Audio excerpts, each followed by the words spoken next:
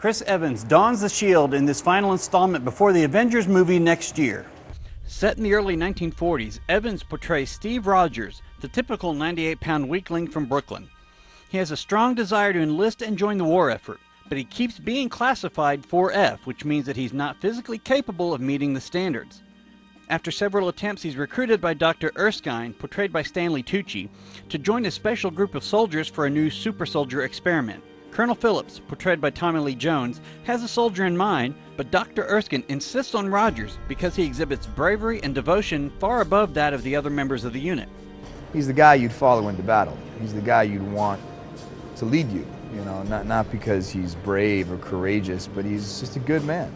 He's the guy that would make sure you made it back. Rogers is chosen for the program, and in Erskine's secret lab, he's given the super soldier serum and exposed to Vita rays inside of a chamber.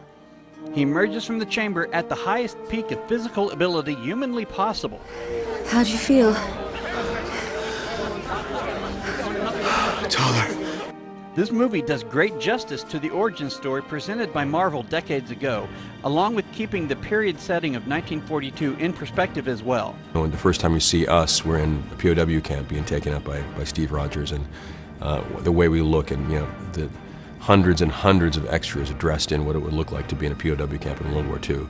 On one of our first shots was really amazing, and it kind of set the tone for, oh, that's right, that's what this film is. It's a serious film about serious things, but it's also a comic book story at the same time. Hugo Weaving portrays Red Skull, a renegade Nazi who splits from them to chase his own evil plans. He's the recurring nemesis of Captain America through the years.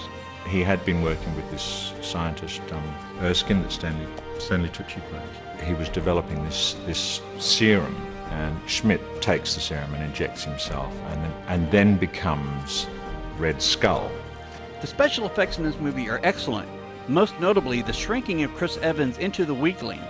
A body double wasn't used, instead he was shrunk using special effects.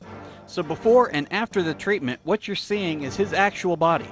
Purists of the comic will notice very little deviation from the original storyline, the biggest being the origin of the shield. Now, according to Marvel, President Roosevelt gave Captain America his shield, but in the film, he received it in a military lab. What do you think?